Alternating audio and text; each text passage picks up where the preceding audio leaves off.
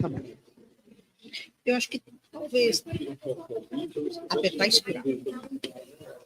Tá ótimo.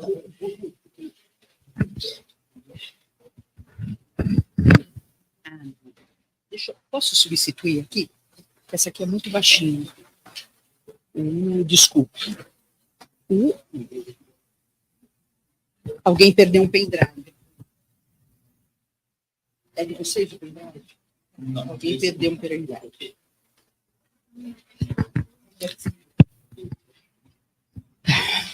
É teu? Vê lá.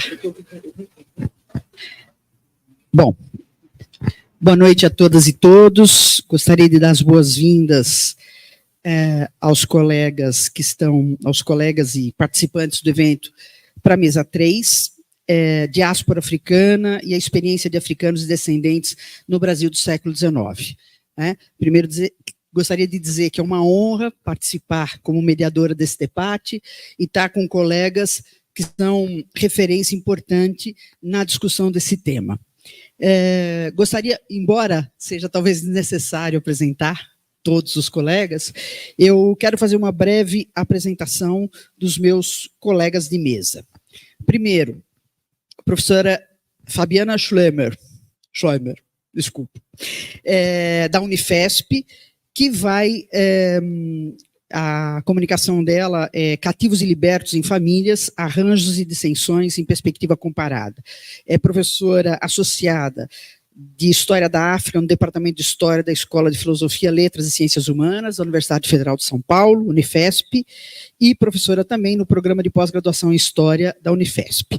Bacharel e licenciada em História pela USP, mestre e doutor em Ciências pelo Programa de Pós-Graduação em História da Universidade de São Paulo. Áreas de interesse: História de Angola, Diáspora Atlântica, formação de professores, políticas de ações afirmativas e relações étnico-raciais e de gênero, atuando nos temas Inquisição em Angola, escravidão, mulheres e racismo. Então, é um prazer, professora Fabiana, contar com a sua presença na mesa. Também o professor Rafael de Bivar Marquesi, da USP, cujo trabalho que vai apresentar hoje é Trabalho Forçado na Cafeicultura do século XIX, uma comparação entre a escravidão brasileira e o sistema Kangani do Ceilão. O professor Rafael é graduado em História pela Universidade de São Paulo, fez o mestrado e doutorado também na mesma instituição, e desde 2003 é docente do Departamento de História. Atualmente é professor titular e foi um dos fundadores do Laboratório de Estudos sobre o Brasil e Sistema Mundial, LabMundi USP. Suas pesquisas se concentram no tema da escravidão negra nas Américas e é autor de vários trabalhos conhecidos, como Administração e Escravidão, Ideias sobre a Administração da Agricultura Escravista Brasileira, que acho que é o mestrado, né, Rafael, o nome que eu gosto muito, Feitores do Corpo e Missionários da Mente, Escravidão e Política, Brasil e Cuba, tá? Com tradução em inglês pela University of New Mexico Press. Enfim, é uma referência para nós aqui. Também compõe essa mesa o professor Paulo Eduardo Teixeira, da Unesp, né, atual presidente da AMPU, que é um prazer estar aqui com ele nessa mesa, e o título da fala do professor Paulo é Revisitando a População Escravizada em Campinas, Família e Compadrio nos séculos XVIII e XIX. É graduado em História pela Universidade Estadual de Campinas, fez mestrado em História Social pela Universidade Paulista, também pela Unesp Franca, e doutorado em História Econômica pela Universidade de São Paulo. Pós-doutorado em Sociologia pelo FISCAR, recentemente, aí, em 2019. É livre-docente em História do Brasil pela Unesp e atua no campus de Marília. Tá? Atua também no mestrado profissional em Sociologia da Rede Nacional Prof. Sócio. A atuação do professor Paulo é na área de História do Brasil e Demografia Histórica, com ênfase nos temas de população, família, gênero, chefia de domicílio, movimentos migratórios, escravidão e economia. Portanto, eu acho que é uma enorme satisfação estar aqui com vocês, e a combinação que nós fizemos foi a seguinte: cada um dos convidados vai ter cerca de 20 minutos para apresentar, assim nós temos um tempo para comentários e participação da assistência, que eu acho que é a coisa mais rica nesse momento, é a possibilidade de debater com os membros dessa mesa redonda. Então, de imediato, eu passo a palavra para a professora Fabiana, fique à vontade, e é um prazer estar aqui com você. Bom, boa noite a todas, todos e todes. Desde já eu agradeço pela presença, pela participação. E gostaria também de cumprimentar, saudar a professora Silvia Lara. É uma grande honra, uma referência para nós, né? Fiz a minha graduação lendo os livros da senhora. Estar hoje aqui, para mim, é motivo de alegria e de muito orgulho. E os meus colegas, né? O Rafael, o professor Eduardo, de estarmos compartilhando essa mesa, esse momento de reflexão. O que nós vamos estar pensando um pouco hoje? O título é Cativos e Libertos em Família, Arranjos e Dissensões em Perspectivas Comparadas.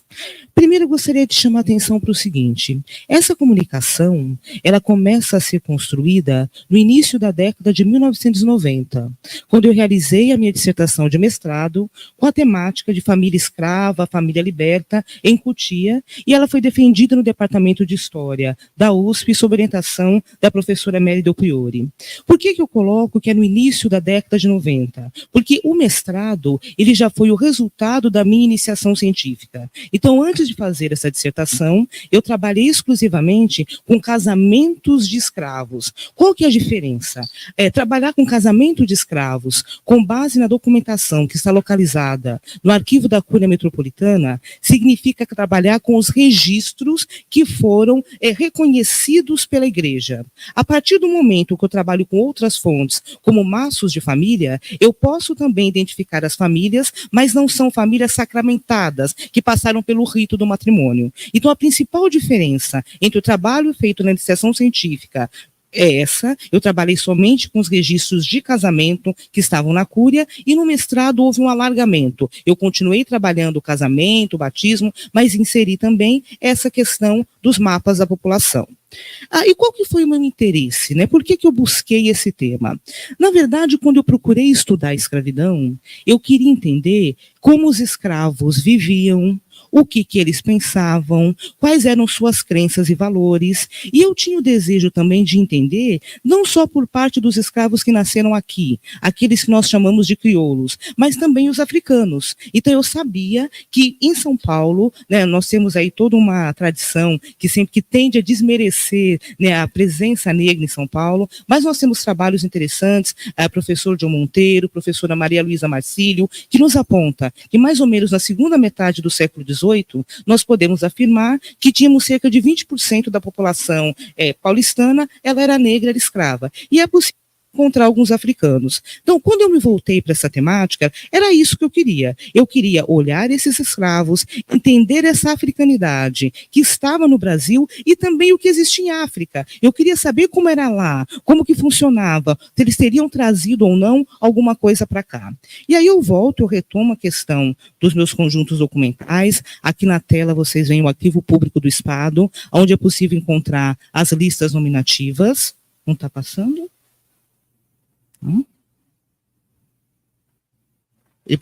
Ele precisa passar para mim?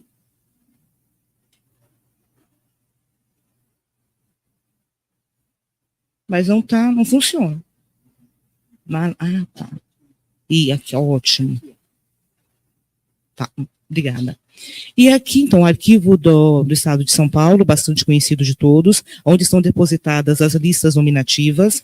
Eu creio que a maioria saiba o que são listas nominativas, mas como nós estamos num evento que também congrega estudantes que estão chegando pela primeira vez à universidade e também está sendo gravado, a lista nominativa é uma documentação, né, produzida aí pelo Império Português, existente não somente no Brasil colônia, mas também em outras localidades, algo muito parecido com o censo que nós temos hoje. Era uma forma de você contar, identificar o número de fogos, que nós damos o nome, né, a palavra atual seria domicílio, quantas pessoas estariam morando na casa, quantos filhos, quantos escravos. Então é uma forma de você ver a unidade familiar. E no arquivo da Cúria Metropolitana eu trabalhei com os processos de casamento e de batismo, procurando compreender um pouco melhor as características dessa população escrava. Aqui tem uma inversão Isso, na ordem. Aqui, para vocês terem uma ideia, eu fiz uma tabela com base num resumo, numa sistematização de informações que nós podemos encontrar nas listas nominativas. Então, por exemplo, a lista, né, ela faz esse mapeamento, né, por isso que nós trabalhamos com as duas nomenclaturas, listas nominativas e maços da população. São a mesma coisa. O que nós vamos encontrar? Uma contabilização. Então, eu sei que na freguesia de Cotia, no final, né, do século aí, 1798, eu sei que nós tínhamos 335 escravos homens e 229 escravas mulheres. Eu sei a quantidade de religiosos, né, de agricultores, de artistas, né, daqueles que dedicavam às artes, de mineiros, e sei também das pessoas pobres, né, negociantes pobres que vendem e compram na terra, não roceiros e mendigos. Então, é um retrato que era possível traçar a respeito da sociedade da época. Com base nessa documentação, faltaria o quê? Recursos teóricos para poder pensar essa realidade. É aí que eu me aproximo da antropologia. Nesse contexto que eu coloquei para vocês, há 30 anos atrás, a disciplina de História da África, ela não existia no departamento de História. Então, eu busquei no departamento de Antropologia as bases para poder compreender o que seria parentesco, família, relacionamento, consanguinidade, todo o referencial teórico que me deu sustentação para analisar essa documentação e tentar entender o que isso significava, veio da antropologia. E realmente trouxemos coisas muito interessantes, né? Um próprio conceito de família entre os africanos, que não se resume somente numa relação consanguínea, mas também laços que se estabelecem por afinidade. E aí nós podemos incorporar a questão do compadrio também, como uma forma das pessoas estarem se organizando. Bom, passamos por autores como Georges Balandier, Marc Augé, Radcliffe Brown, que vieram aí nos trazendo as bases teóricas para fazer essa reflexão.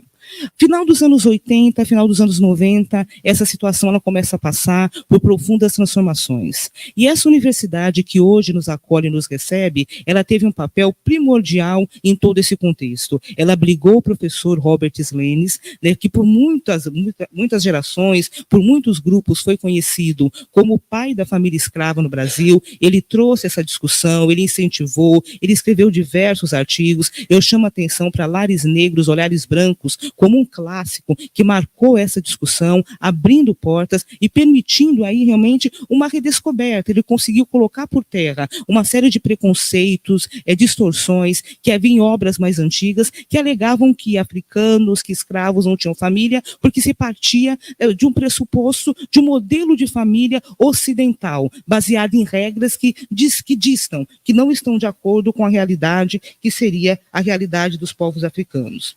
Nesse contexto, eu começo o trabalho sobre Cotia.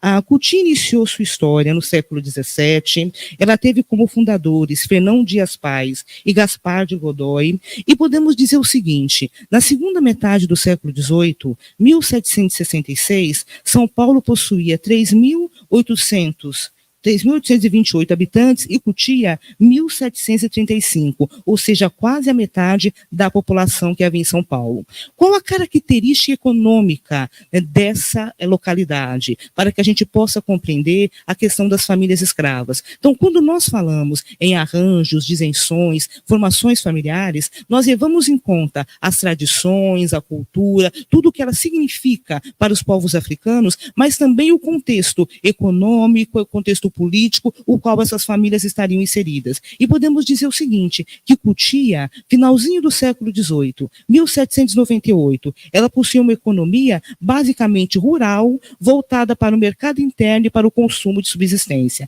Aí a gente já encontra o primeiro diferencial com relação ao meu trabalho, porque a maioria das pesquisas que estavam surgindo neste período, né, pensando aí finalzinho da década de 90, elas tinham como foco entender a formação das famílias naquilo que se chamava antigamente de grandes plantéis, nas grandes escravarias, onde você tinha um tipo de produção econômica voltada para a exportação. E eu procuro ver nessa dissertação se a gente não encontra, se não é possível encontrar famílias escravas, famílias libertas, mestiças, mistas, em outro contexto econômico, que é o caso da situação de Cotia. A gente encontra, né, nós vamos dizer o seguinte, nós analisamos um total de 60 domicílios que podem ser divididos da seguinte maneira. O tipo 1 foram os domicílios que que possuíam famílias escravas. Os 2, domicílios que possuíam escravos, mas que não constituíam família.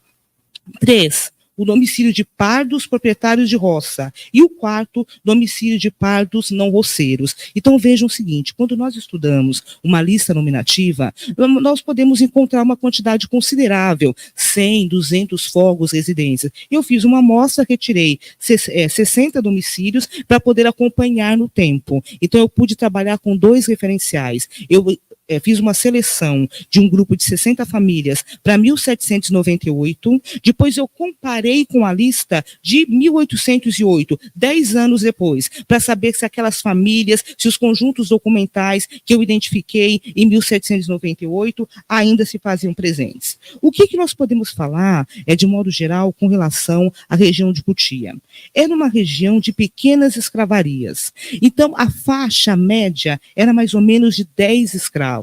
Então, um proprietário, uma proprietária abastada, possuía por volta de 10, a exceção foi um padre, o Rafael Antônio de Barros, que possuía cerca de 84 cativos. E isso nos ajuda a entender um pouco a questão da estrutura da posse, porque vamos pensar o seguinte, quando eu penso a família escrava, o seu funcionamento, os arranjos para a sua manutenção, ou as condições que levam ao seu esfacelamento, eu preciso entender quem são esses proprietários, qual é a estrutura de posse, quais são os indivíduos que estão norteando esse processo. É possível ver, encontrar uma série de outras informações, por exemplo, nós tínhamos aproximadamente 27 pretos livres em Cotia e a maioria deles, 10 eram caçados. E aí a gente pode, através das listas nominativas, identificar a quantidade de viúvos. Nós sabemos, por exemplo, que as mulheres ficavam viúvas muito mais do que os homens. A quantidade de mulheres escravas viúvas era bem maior.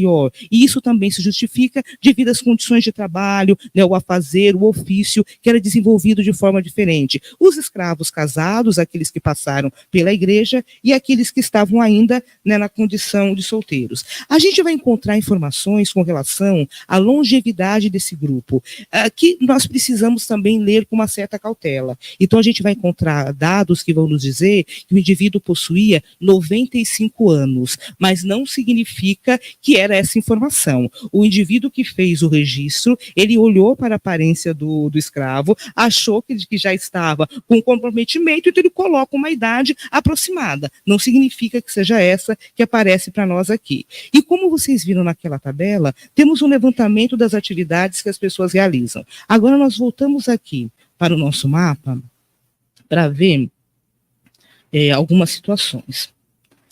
Por exemplo, esse mapa, esse gráfico, ele foi feito na minha dissertação de mestrado, mas por ocasião da publicação, nós optamos em não inseri-los, para deixar numa linguagem um pouco mais leve, facilitar o leitor. O que nós temos aqui? Quem casa com quem? Então, nós podemos dizer que os escravos casavam somente com escravos, se esses casamentos eram mistos, se eles se casavam com pessoas livres, se havia classificação do outro. Então, aqui nós encontramos essa sistematização. E o que a gente vai encontrar? Indivíduos que se encaixaram nos mais diversos grupos. Nós vamos encontrar casamentos de escravos com escravos, escravos com pessoas livres, situações não identificadas e também escravos com indivíduos iberos. Temos aí uma variação.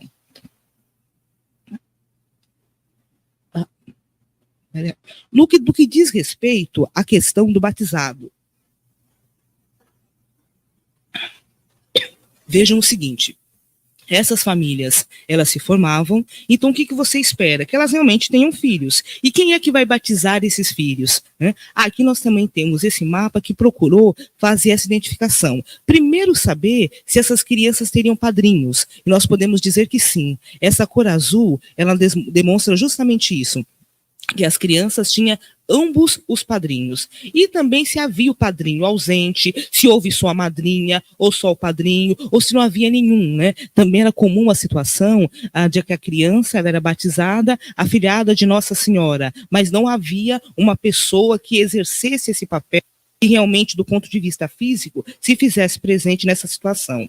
Essa questão de trabalhar com o batismo e de ver também as relações de compadrio, ela é fundamental para a gente entender o conceito dessa família que não é consanguínea, dessa família espiritual, porque através do batismo, o que os escravos estavam fazendo? Estabelecendo relações com outras pessoas, em geral, em troca, em busca de proteção. Quando você oferecia uma criança para alguém, era com o intuito de que ele cuidasse, ajudasse na educação, fizesse o que fosse possível, né, para que a criança tivesse um bom desenvolvimento, uma boa inclusão, ou até mesmo conseguir a liberdade. Aqui a gente vai encontrar a questão da condição étnica.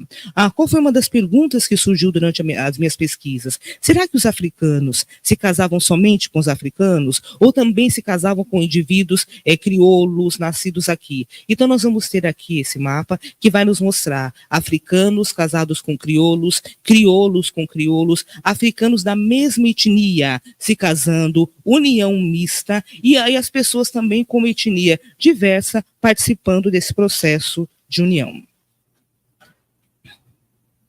Esse aqui nós já vimos. Tá.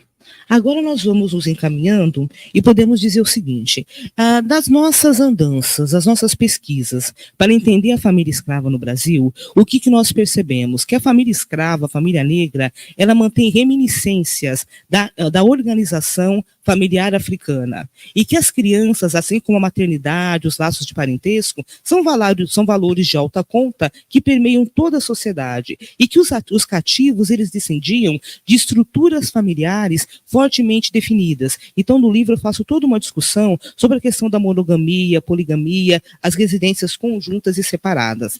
Agora, vem o seguinte ponto, por que hoje, no nosso encontro, nós falamos em arranjos e isenções, em perspectivas comparadas? Porque quando eu comecei a pensar família escrava, a maioria dos pesquisadores, dos historiadores brasileiros, também os antropólogos, nós tínhamos acesso, trabalhávamos, né, aos documentos da escravidão. Eram esses que estavam acessíveis para nós. Mas tudo mudou com a promulgação da Lei 10.639. Então, abriu todo um leque, trouxe mudanças significativas no ensino de história da África, veio trazer para nós uma discussão muito mais profunda, permitindo o nosso aprofundamento com relação aos acontecimentos, enfim, o modo de vida dos grupos africanos. E nesse contexto, o que houve? Primeiro, a proliferação dos concursos de história da África no Brasil como um todo, o campo dos historiadores da escravidão, ele perde alguns especialistas que migram para o campo da história da África, e eu faço parte desse grupo. Eu sou uma historiadora da escravidão que migrei para o campo dos estudos africanos, justamente nessa transição com a publicação da Lei 10.639. E nesse processo de migração, onde eu interajo mais com fontes relacionadas a Angola, produzida por portugueses, italianos, estrangeiros, tem acesso a outros arquivos, o que me chamou a atenção? Eu comecei a encontrar novamente a família escrava em outros tipos de documentação. Então, quando eu comecei a lidar com essa questão, a nossa base documental eram as listas nominativas e os registros paroquiais. Hoje que eu trabalho com a questão da Inquisição em Angola, na lida com a documentação inquisitorial, eu consigo localizar famílias, né, africanas, às vezes escravas, às vezes libertas, organizadas, presentes nessa documentação, que é a documentação inquisitorial. Aí eu chamo a atenção para a importância do documento inquisitorial, que nos traz testemunhas, que dá voz para o acusado, que nos coloca todo um contexto, que é extremamente rico em informações, nos possibilitando entender bem essa região. E aí, para finalizar, eu cito o caso do Francisco Rodrigues de Azevedo, que era um judeu que vivia em Angola, que foi denunciado por feitiçaria, e nesse processo de estar arrolando os bens, o que ele possuía ou não, junto com meias velhas, com caixas e sapatos, foram descritas várias formações de famílias escravas. Então, mulheres sozinhas com uma cria de pé, com um moleque, um menino de peito. Então, você vê que aquele judeu, ele tinha famílias escravas que, distantes de um modelo europeu, pai pai, mãe e filhos, em geral constituída da mãe da sua criança na infância ou na adolescência, mas que fazia parte desse cotidiano. E ainda para que possamos nos aproximar de forma mais definida, né, desse final, eu chamo a atenção para as novas pesquisas que vêm surgindo e que está sendo muitas vezes encabeçada por historiadoras brasileiras, como a professora Mariana Cândido, Vanessa Oliveira, também a Mariana Brax, aonde se estuda o papel da mulher, mulheres africanas casadas com homens portugueses. Também são modelos de família, né? São mulheres livres com homens brancos. Então, o olhar para o continente africano, a possibilidade de perceber essas famílias africanas negras que distam muito do modelo que eu vi fazendo leituras como Claude Melasson, para entender o papel da mulher, vai nos mostrando a diversidade das estruturas familiares em África, marcadas principalmente pela questão do tráfico negreiro. O tráfico negreiro reorganizando o padrão e a forma de organização da família, mas possibilitando que nós, historiadores brasileiros, hoje possamos fazer história de famílias escravas, libertas, livres, negras, africanas, dos dois lados do Atlântico. Agradeço a todos pela atenção.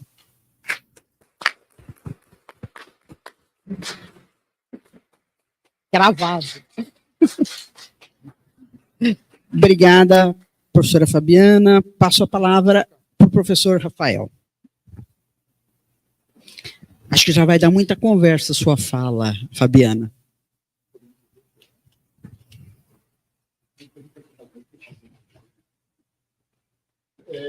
Antes de mais nada, obrigado. Antes de mais nada, muito obrigado pelo convite, Paulo. Também muito obrigado, viu, Lindener? Você que entrou em contato comigo, meu grande e amado amigo Lindener Pareto, né? E eu agradeço em especial a oportunidade de estar aqui hoje na Unicamp, com a minha filha que estuda aqui na Unicamp, que trocou a USP pela Unicamp, enfiou uma faca no peito do pai, né? Mas está valendo. E sobretudo, para falar de um projeto que está em andamento, né?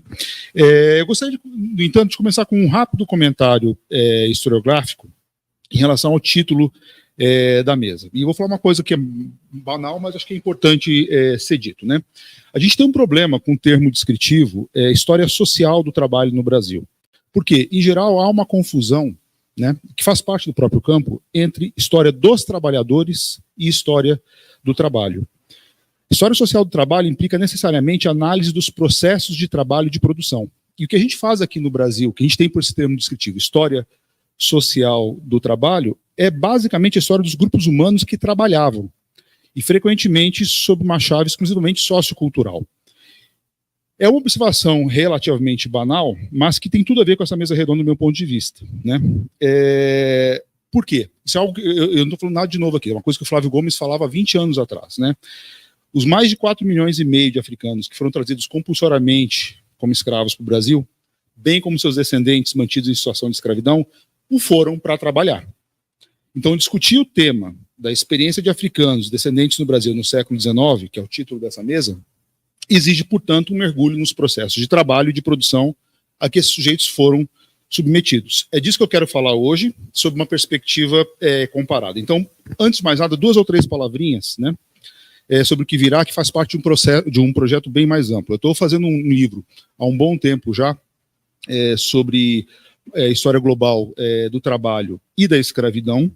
Estou trabalhando, começo essa história lá no século XVI no Iêmen, no Império Otomano, vou tentar chegar até começo do século XX, né, para examinar, dentro do que eu estou chamando de 3 economias globais do café, que se sobrepuseram temporalmente ao longo desse largo intervalo, né, como é que múltiplas formas de trabalho compulsório se interrelacionaram por meio de suas relações mediadas pela economia mundo capitalista, né? E, enfim, essa é a moldura geral do projeto que eu estou desenvolvendo. Hoje eu vou falar em especial de um recorte dentro desse projeto que trata da terceira economia global do café, a do longo século XIX. E é um projeto centrado muito no que eu acabei de falar sobre história social dos processos de trabalho, né? Bom, eu vou falar desses 2 espaços. Brasil e Ceilão no século XIX, está muito pequenininho, não sei se dá para vocês lerem, né? É um texto, eu vou tentar sintetizar meus 20 minutos, né? Um texto que foi publicado ano passado em inglês, infelizmente ainda não tem em português, mas ele está disponível na minha página na Academia, né? que se chama Os Senhores dos Mercados de Café do Mundo, Escravidão no Brasil e Sistema Cangan no Ceilão, né? Por que eu estou pegando nesse texto aqui Brasil e Ceilão no século XIX? Basta a gente observar as curvas de produção, de exportação melhor ao longo desse período. Aldair, um pouco de paciência que eu vou retomar aquela coisa que uma vez eu falei lá em 2015, mas tem coisa nova aqui, tá? Que é a comparação com Ceilão, né? Se vocês observarem rapidamente esse gráfico, a gente tem esse espaço que se destaca notadamente, que é o Vale do Paraíba, com o oeste de São Paulo entrando a partir de 1870. O segundo espaço que se destaca com uma curva mais ou menos estabilizada, um pouco abaixo de 100 mil toneladas métricas, é a colônia de Java. E o terceiro espaço que se destacou a partir de 1850 foi o espaço do Ceilão. Tá? Então a gente tem, no século XIX, Vale do Paraíba como maior produtor mundial, Ceilão como terceiro produtor, Brasil, Java e Ceilão se destacando dos demais produtores caribenhos, né? Bom, há aqui uma posição de competição no mercado mundial entre esses dois espaços, Brasil e Ceilão. Isso era do conhecimento dos contemporâneos? Sim. Eu tive a oportunidade de encontrar, né, infelizmente, para o Ceilão a gente não tem a hemeroteca digital brasileira, então quando você trabalha com Ceilão tem que ser na unha mesmo, você pegar o jornal um a um e buscar as notícias ali, né? E dei sorte de encontrar esse artigo de 1852 do Robert Tytler, publicado, em 51, perdão, né? No qual ele propôs uma viagem de expansão de produtores do Ceilão ao Brasil para verificar quais eram os segredos da produção cafeira do Brasil, justamente para tentar entender por que o Brasil havia se descolado do Ceilão daquela forma que a gente conseguiu observar no gráfico anterior. Mas, em especial, o que lhe interessava era o seguinte: ora, houve uma crise brutal da cafeicultura do Ceilão bem no início da sua formação, em 1847 e 48, e o que interessava ao Tytler era o seguinte: olha, acabou o tráfico para o Brasil em 50. Acabou para valer mesmo? Haviam dito que ia acabar e não acabou. Então a gente tem que observar no terreno se o nosso grande rival ainda mantém tráfico negreiro. Por quê? É da situação da escravidão no Brasil que a gente vai conseguir observar se a gente vai conseguir se manter no mercado mundial. Dessa observação, que inclusive deu título para o meu artigo, né, que é a seguinte: o grande árbitro dessa questão vital, já que ele é o atual senhor dos mercados cafeiros do mundo, é o Brasil com seu trabalho escravo. Esse artigo é fascinante. Por quê? Porque ele traz a percepção dos contemporâneos sobre os processos nos quais eles viviam. Então a gente poderia fazer toda uma história aqui de histórias conectadas a partir da percepção dos contemporâneos. Mas o que é interessante é que o Tytler, ele observou, enfim, a relação estrutural entre Brasil e Ceilão pelo mecanismo do preço. A proposta dele em 51, 52 não se realizou por quê? Imediatamente depois, no momento que ele estava escrevendo isso, houve uma virada nas curvas do preço do café. Então a gente pega aqui essas curvas que foram feitas num gráfico do Edmar Baixa, né, e a gente consegue observar claramente que em 48 virou a tendência. Na primeira metade do século XIX, a tendência foi de queda dos preços. A partir de 48 houve uma virada e os preços começaram a subir. E essa conjuntura positiva é que abriu espaço para o Ceilão entrar no mercado mundial, né? O que eu vou tentar fazer daqui por diante, no tempo que me resta, não é seguir o método da história conectada, observar o mundo a partir do olhar do Tytler, mas é tentar fazer dois exercícios de comparação. Uma comparação substantiva, que é verificar como é que estruturalmente Brasil e Ceilão faziam parte da mesma unidade histórica na primeira metade do século XIX e também na segunda, e depois uma comparação formal para contrastar os padrões de produção do Brasil e do Ceilão para entender essas curvas aqui. Tá certo? Então, volto para esse gráfico de exportações, com duas perguntas. Primeiro, como é que se constituiu essa economia global do café na primeira metade do século XIX? E a segunda pergunta, o que explica o aparecimento do Ceilão depois de 1850 como um grande produtor? No entanto, com uma curva estacionária do Ceilão, o Ceilão cresce muito rapidamente, estaciona, ao passo que a produção do Brasil continua elástica, ela continua crescendo ao longo do tempo. São essas duas perguntas que eu quero tratar. Em relação à primeira pergunta, quais foram as articulações estruturais entre Brasil e Ceilão antes de 1850? Putz, aqui eu poderia ficar, enfim, 2 horas falando desse negócio. Vou tentar ser bem sintético para vocês pegarem basicamente o movimento geral da unificação desses dois espaços.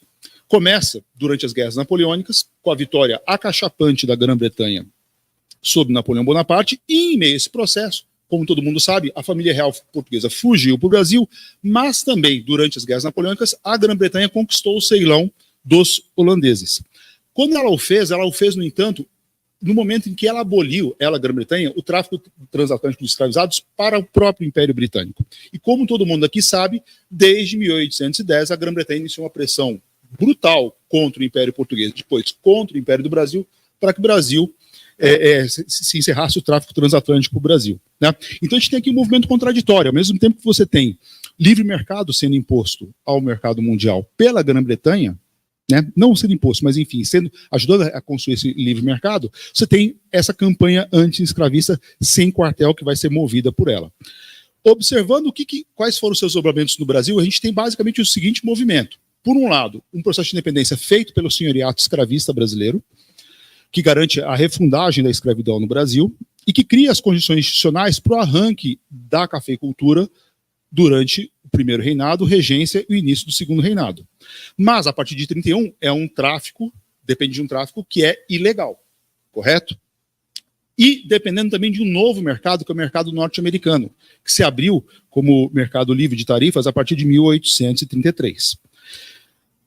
O que está acontecendo no Ceilão nesse mesmo momento? O Ceilão foi incorporado ao Império Britânico, separado da Índia, é uma colônia da coroa, ela tem que se pagar, é uma colônia que tem uma importância estratégica fundamental para a Grã-Bretanha reorganizar os fluxos marítimos no espaço do Índico, mas ela tem que se pagar. E o caminho que a Grã-Bretanha, os colonizadores, encontraram foi converter o Ceilão numa nova Jamaica. O Ceilão tinha potencialidades que foram vistas de saída para produção em larga escala de café.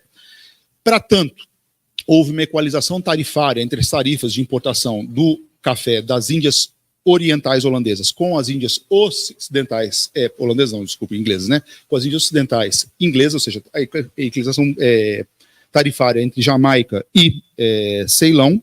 Isso se deu em 1836, e isso deu um impulso pela unificação tarifária dentro do Império Britânico para que avançasse a cafeicultura no Ceilão. Simultaneamente a isso, Ceilão entra no Império como uma colônia sem escravidão. Ela foi abolida no Império. Então você tem que reorganizar o trabalho de plantation sem trabalho escravo. A solução que foi encontrada, uma solução quase que mágica do ponto de vista do capital, foi a seguinte: foi encontrada na miséria da Índia. Não é o trabalho de indenture, não é o trabalho de servos por contrato. O que você passou a ter a partir de 36 era o seguinte: você tinha os camponeses no Ceilão, singaleses, se recusavam ao trabalho de plantation, tinham acesso à terra, e por outro lado você tem a miséria na Índia, no sul da Índia, dos tamês, certo? Que são atraídos pelos salários do Ceilão, são salários miseráveis, mas eram salários mais altos do que da Índia. Então você tem uma migração voluntária nesse início, né? Sempre coordenado com um Kangani. Kangani é o cara que é em Tamil, né? Supervisor agrícola. Esses caras migravam novamente e voltavam depois da safra para a Índia. Tá? Isso começa na década de 1830. Bom, tudo parece estar indo muito bem, tem uma enorme febre fundiária no Ceilão entre 1836 e 1844, quando vem a cacetada vindo da Inglaterra. Que cacetada que foi essa? A Inglaterra estava virando naquele momento para o livre comércio total, com a equalização completa de tarifas de importação para todos os produtos. É o momento do free trade completo, da abolição das leis do trigo e tudo mais. E isso bateu muito forte no Ceilão. Você teve uma equalização tarifária que significaria que o café brasileiro competiria em patamar de igualdade no mercado britânico a partir de 1846. Essa que é a origem da crise, que chamou a atenção do Titer lá em 47, 48. Ou seja, o Ceilão começou a competir diretamente com o Brasil. Bom, uma coisa que se fazia muito na Grã-Bretanha eram as CPIs, as comissões parlamentares de inquérito. Né? Sempre que o Marx usou isso muito no Capital, para estudar a condição fabril e tal. E uma dessas comissões parlamentares de inquérito foi a de 48, sobre preço de açúcar e de café. É uma história fascinante. Os cafeicultores estiveram ali presentes e eles falaram o seguinte: olha, com essas tarifas nós não conseguimos competir com o trabalho escravo do Brasil, com o trabalho escravo de Cuba. A gente tem que ter proteção tarifária, né, para garantir um império sem escravidão. O que aconteceu dessa CPI? Essa foi a recomendação, você ter tarifas protecionistas. Não foi aprovado, continuou valendo o princípio do livre comércio. No entanto, Resposta imediata veio 2 anos depois, quando Palmerston, no gabinete Russell, veio com tudo para cima do Brasil para encerrar o tráfico transatlântico negreiro para o Brasil. O que eu quero dizer com isso? O fim do tráfico para o Brasil, com aquela violência brutal da Grã-Bretanha de ocupação de águas territoriais do Brasil, decorreu em grande parte da pressão de interesses plantacionistas dentro do Império Britânico para acabar com o tráfico no Brasil. Tudo bem? Ora, o ponto que eu quero chegar é o seguinte, dessa primeira parte, né? O Brasil condicionou o Ceilão pelo domínio do mercado cafeiro mundial, fez os preços despencar, os preços caíram pela produção brasileira entre 1823 e 1848, mas, por outro lado, o Ceilão condicionou também o Brasil por meio da pressão anti-escravista britânica na CPI de 1848, que é um ponto-chave para a abolição do tráfico em 1850. Então, Brasil e Ceilão, essas curvas, embutem isso. Eram espaços que estavam se condicionando mutuamente no mercado mundial. Ora, a partir de 50, o que a gente tem? Brasil sem tráfico, contando apenas com tráfico interno de escravizados, Ceilão pegando esse vento de popa que era os preços subindo no mercado mundial do café. Que tempo eu tenho?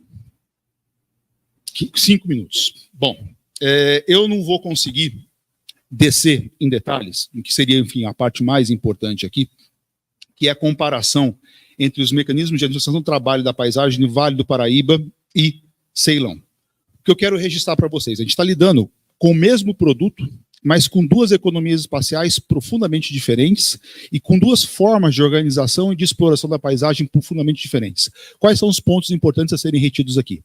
As fazendas brasileiras eram muito maiores que as do Ceilão. Você tem uma escala básica da unidade típica do Vale do Paraíba, é difícil falar de unidade típica, mas aquela que dominava a produção, ela era 10 vezes maior em termos de área que a do Ceilão. Um enorme desperdício de terreno. E com um sistema de plantio, essa foto famosa do Marco Ferrez, com enorme espaçamento entre os pés, que produzia uma devastação ambiental gigantesca. Ou seja, é uma agronomia que é extensiva, tudo bem? Mas que está fundada na exploração intensiva dos trabalhadores, uma alocação enorme de pés de café por trabalhador, com um sistema de derriça de colheita, tá certo? Esse sistema de derriça e esse afastamento produz uma enorme devastação ambiental que foi apreendida visualmente pelos contemporâneos, como a gente consegue observar nessa figura, nessa pintura a óleo do Facchinetti, né? Mas, em especial, uma escala das fazendas, que era uma escala inexistente na economia mundial do período, em termos humanos e espaciais, mas sempre fundado uma enorme devastação ambiental, dependendo, enfim, da incorporação constante de novos espaços para a expansão da fronteira. Então, é importante registrar, é uma agronomia fundada na exploração extensiva dos recursos naturais pela exploração intensiva dos trabalhadores. E o que a gente tem, a gente vê nesse gráfico aqui, é um aumento crescente da produtividade do trabalho ao longo do século XIX no Vale do Paraíba. Tá? Então, a gente tem assim, um número que é importante reter. Cada escravo alocado em fazendas de café estava produzindo cerca de 1.200 quilos de café na década de 1850. Qual que é a lógica do Ceilão? É o inverso disso. Tá? A lógica do Ceilão é você ter um cultivo, uma agronomia intensiva com uma exploração extensiva dos trabalhadores. E quando o sistema Kangani é reconfigurado, o que você tem? O ponto-chave, pelo mecanismo da dívida, enfim, aí que eu posso depois falar um pouco mais com cuidado na discussão, tá?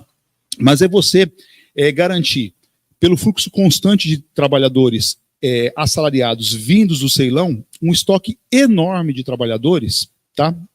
Que recebem salário fixo, mas ao mesmo tempo, para vir da Índia até o Ceilão, tá? Você tem um nexo crucial do adiantamento para viagem, e isso produz o nexo da dívida e amarra esses caras, né, para a safra, mas eles voltam para a Índia depois da safra. Enfim, é um mecanismo todo próprio aqui, que no meu texto está bem descrito, mas o meu tempo aqui não eu não tenho condição de registrar. O que eu quero que vocês retenham, tá, para além desse fluxo, enfim, temporário, de migração, ou seja, de ser um trabalho volante, assalariado, de migração anual, muito semelhante ao sistema do boia fria aqui no Brasil, do século XX, tá? O importante que eu quero reter é esse dado. Qual que era a produtividade anual do trabalho na cafeicultura do Vale do Paraíba e do Ceilão por trabalhador? Cada cule no Ceilão produzia, por ano, na safra, 160 quilos de café. Cada escravo no Vale do Paraíba produzia 1.200 quilos de café. É uma coisa, assim, assombrosa, né? Quando eu constatei esse dado, eu fiquei assustado. Será que eu fiz o cálculo direito? Voltei, repeti todos os cálculos, fiz 3 vezes e vi. É isso mesmo. É uma diferença gigantesca. Ora, essa diferença é interessante porque você está lidando com um trabalhador assalariado e com um trabalhador escravizado, com um trabalhador proletalizado, que é o assalariado, e com o escravizado. Na verdade, o que isso mostra para a gente é o contrário. O que a gente tem na lógica do trabalho do Ceilão é um trabalhador assalariado que não é proletarizado. Esse é o ponto-chave. Ou seja, tem uma migração anual, coisa que eu não falei até agora, de grupos humanos imensos que viajam como comunidades para o Ceilão.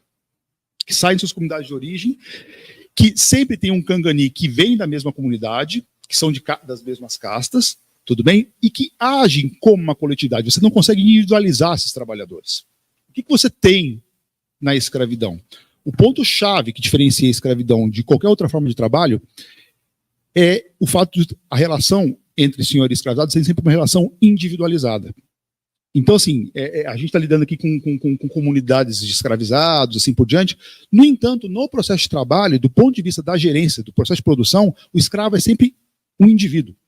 E é explorado como indivíduo, mesmo que o trabalho seja coletivizado. Tudo bem? Ora, essa individualização do escravizado, que é um elemento definidor essencial da escravidão, aqui estou seguindo Orlando Patterson, tá? Quando ele fala que a escravidão deve ser tomada sempre por meio de sua relação interpessoal de poder, é que permite o estabelecimento, se você tem condições públicas, portanto, se você tem um poder senhorial sobre a ordem política, a imposição dessa escala de exploração do trabalho humano, tá? Isso foi percebido pelos contemporâneos. Quando veio a crise da ferrugem no Ceilão, eu estou terminando, tá? Quando deu a crise da ferrugem no Ceilão em 1870, finalmente aquela expedição de 1851 se realizou, ou seja, os ceiloneses, os colonos da Inglaterra no Ceilão enviaram emissários para o Brasil. E eles observaram claramente essa disparidade. Tudo bem? Ora, para concluir, o que eu quero colocar, né, é o seguinte: a escravidão, por definição, ela não é uma experiência coletiva. Ela é sempre uma experiência individual, fracionada. Para entrar no que os meus colegas estão colocando aqui hoje, né? Constituir família, criar cultura, como se de fato se constituiu, se criou, assim por diante, implicou na relação escravista sempre nadar contra a corrente, contra uma série de dificuldades de ordem estrutural. A conclusão que eu trago é banal, né? Mas acho que é importante para a forma pela qual atualmente se escreve a história da escravidão no Brasil, né? Por essa característica da relação interpessoal de poder, o que a escravidão nos legou foi um rastro de destruição ambiental humana, cujos legados continuam a se reproduzir. Então, o ponto que eu quero terminar é o seguinte: olha, é importante politicamente a gente salientar as micro-vitórias do passado, porque isso tem implicações para as outras no presente. Só que a gente sempre tem que observar o quê? Né? As condições estruturais pelas quais essa relação se reproduziu no passado. E esse dado, para mim, mostra claramente isso. Se a gente tem esse olhar para uma outra realidade não escravista, contemporânea, mas que era continuada pela escravidão no Brasil, a gente vê realmente, enfim, qual que é todo o peso que a escravidão teve na conformação da ordem do passado no Brasil e, enfim, os seus legados presentes também, tá? É isso. Obrigado, gente.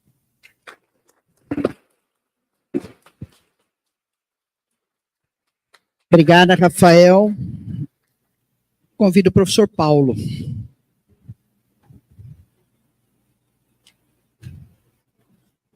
Imagina.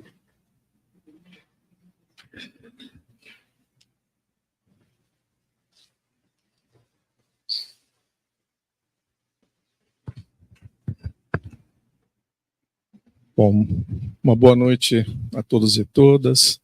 Eu quero agradecer a todos que aqui já passaram, apresentaram, a professora Fabiana, o professor Rafael, e agradecer a Ana Silvia, né, também por aceitar coordenar esta mesa e promover também o debate que esperamos ter logo mais.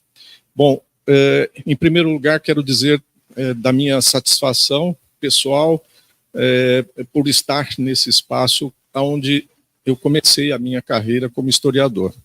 E isso é importante porque tive contato logo no início da graduação com as listas nominativas, né, que a Fabiana mencionou, com o professor Hector Bruy, posteriormente com o professor Amaral Lapa, e finalmente com o professor Peter Eisenberg, que foi quem, de uma certa forma, tive uma influência maior para começar a trilhar e pensar essa sociedade escravista e, a partir daí, desenvolver trabalhos que foram nessa direção. Eu venho trabalhando, portanto, desde a graduação, com populações livres, escravizadas, porém, eu trabalhei com bastante ênfase as questões das relações familiares, consanguíneas, sobretudo, e a questão do parentesco espiritual, a questão do compadrio, ela acabou ficando, vamos dizer assim, relegada, né, para um momento de oportunidade. Então, o que eu estou trazendo hoje aqui é uma primeira tentativa de esboçar um pouco desse material que eu tenho, né, trabalhado há bastante tempo, mas que não tive condições de explorá-lo. Então, vocês vão ver aqui a exploração desse material que, de uma certa forma, está aí, baseado nos registros paroquiais aqui de Campinas, tanto para a população livre quanto para a população escravizada.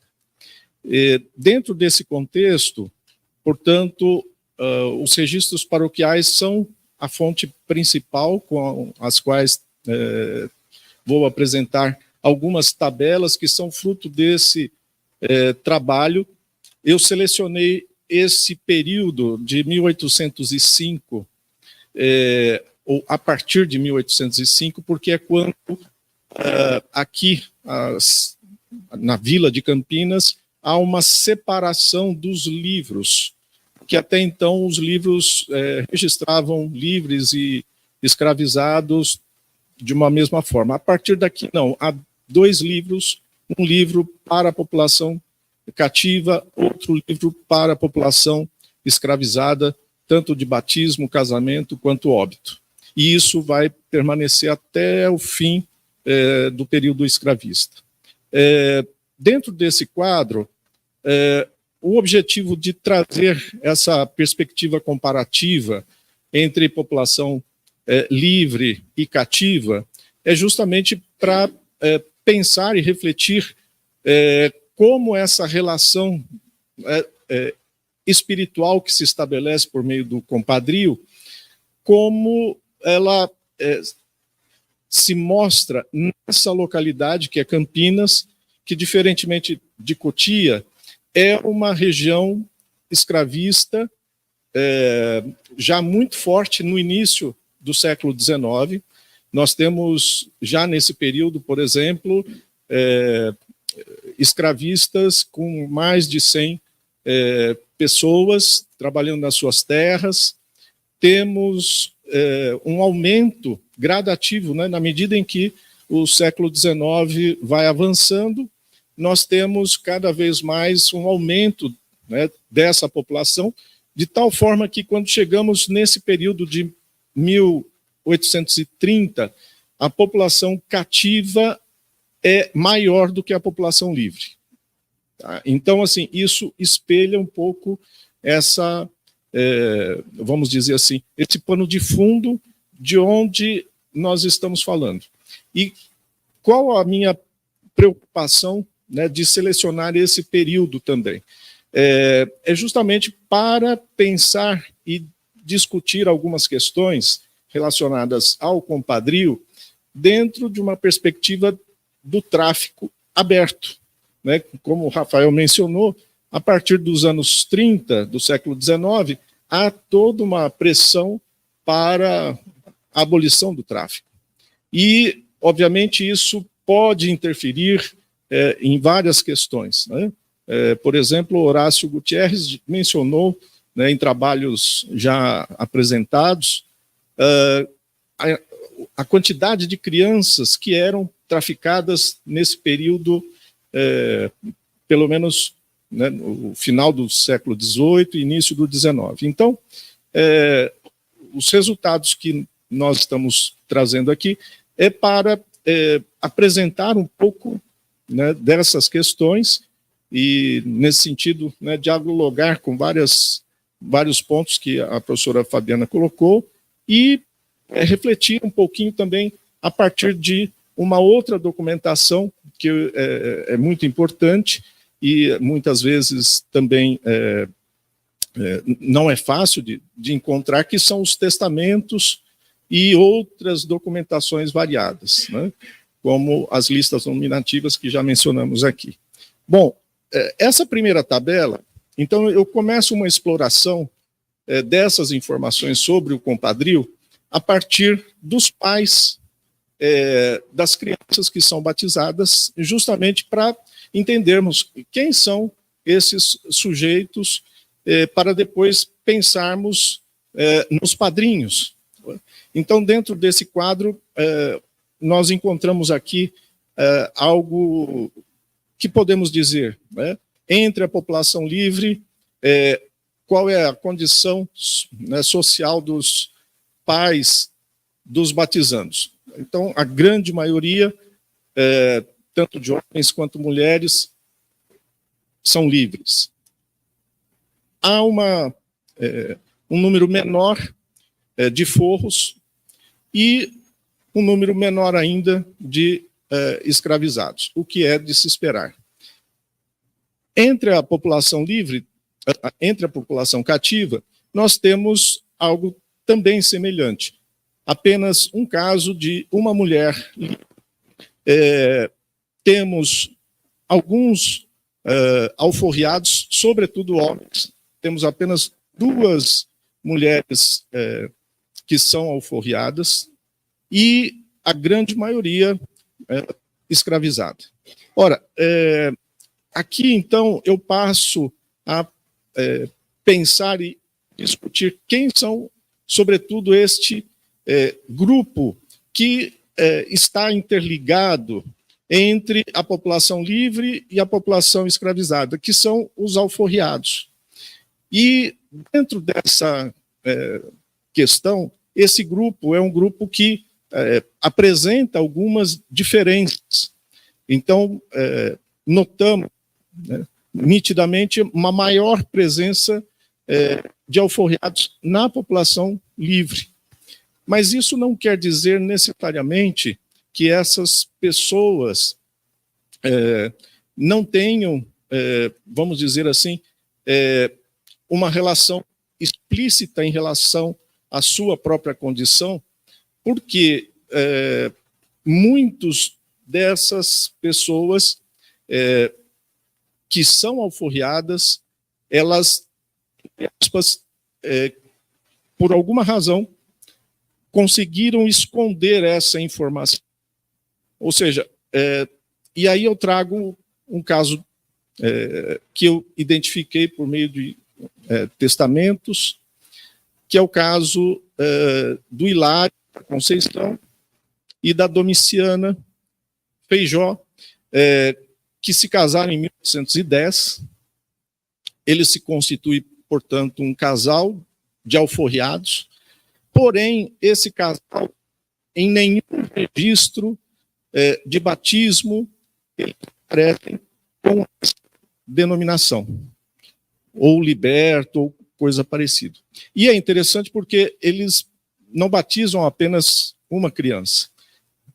O Hilário começa a ser padrinho antes do seu casamento e, posteriormente, tanto ele quanto a sua esposa mantêm relações de apadrinhamento, tanto de pessoas que estão no cativeiro, quanto também de pessoas. Agora, que pessoas livres? Será que são pessoas como eles que não apareceram ou não tiveram a sua identidade propriamente dita identificada no evento? Eles apadrinharam cerca de 20 pessoas, né, ao longo desse período.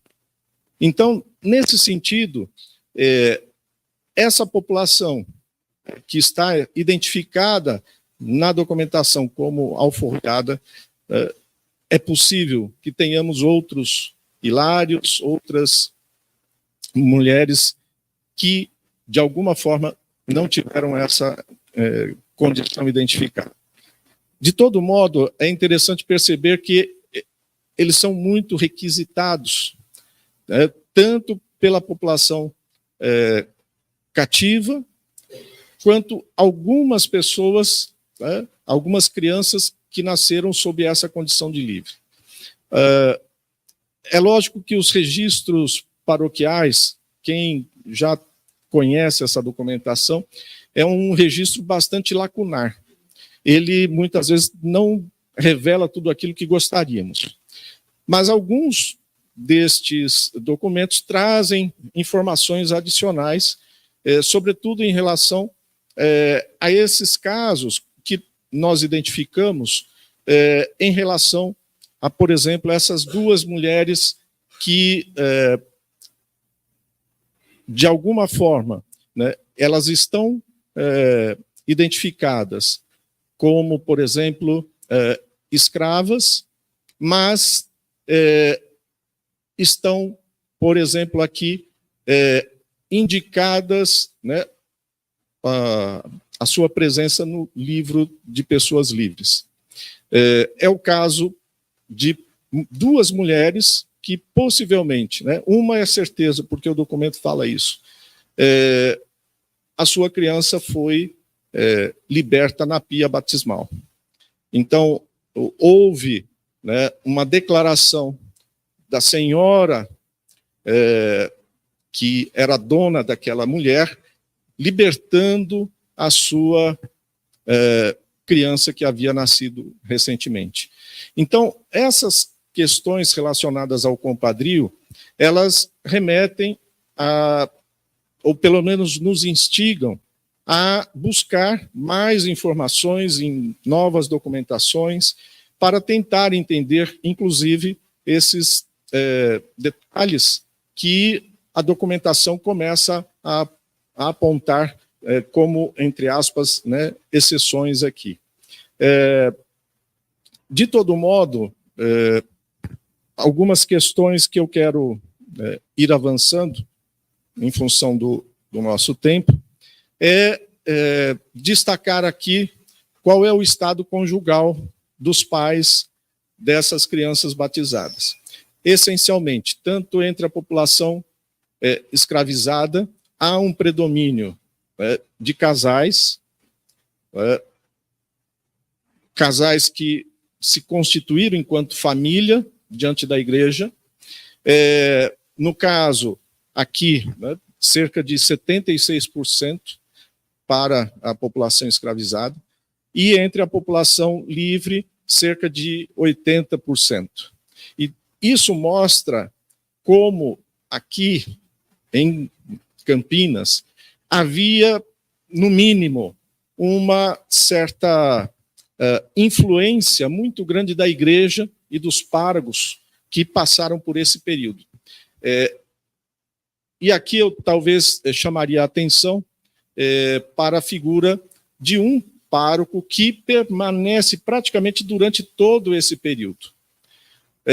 Ele vai falecer justamente no período final, ali por volta de 1829, quando nós temos, inclusive, isso é muito perceptível, quem trabalha com documentação de Campinas, dessa natureza, os registros paroquiais, eles perdem, você tem lacunas grandes e você passa a não ter, né, muitas vezes, informações sobre essa população.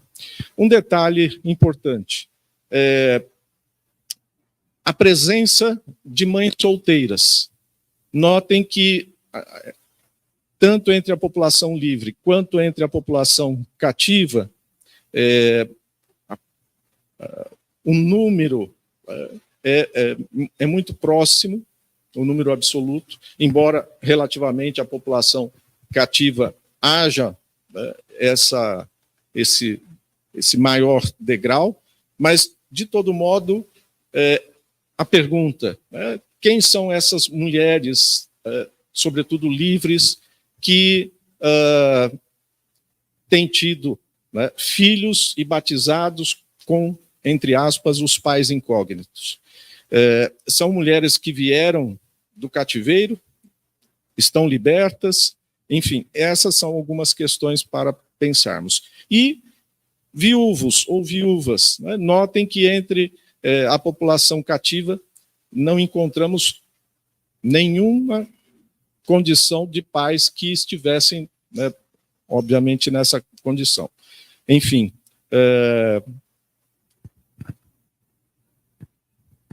num período em que a mortalidade de mulheres, sobretudo no momento de parto, era significativo, essa informação poderá nos ajudar.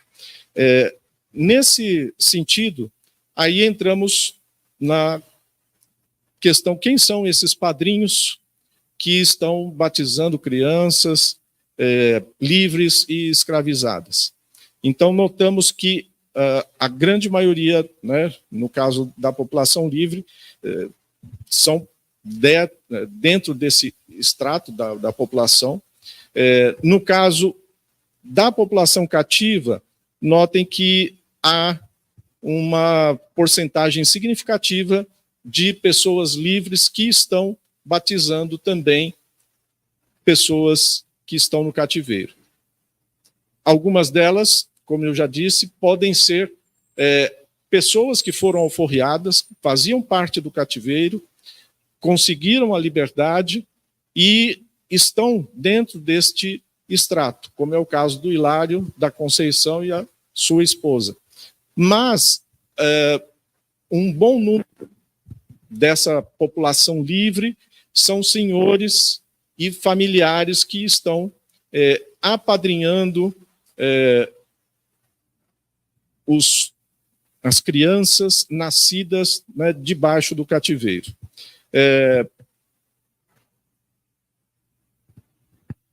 O estado conjugal dos padrinhos reforça mais uma vez a importância do casal. Eu acho que esse é um ponto importante tanto para a população livre quanto para a população escravizada. E isso revela vamos dizer, uma prática muito comum no mundo católico, na ausência dos pais, o padrinho, a madrinha, assumirem esse papel de apoiar as crianças nesse contexto. E aí, pensando, né, essa relação escravista, nós notamos essa preocupação da população escravizada em buscar, em pessoas livres, fossem elas alforriadas ou pessoas livres, como senhores e senhoras de grandes escravarias, buscar esse parentesco, essa proximidade espiritual, mas que certamente influenciava diretamente na vida material dessas pessoas. Aqui só um parêntese, eu não consultei, eu não fiz uma análise dos testamentos desse período em que ocorre, muitas vezes, a alforria por parte dos senhores. Mas eu penso que examinar, dentro dessa perspectiva, né, da microhistória, esses casos, né, deve iluminar um pouco essa relação de compadrio entre, né, o mundo dos livres e dos que estão debaixo do cativeiro. E para reiterar, né, qual é a relação de parentesco entre os padrinhos?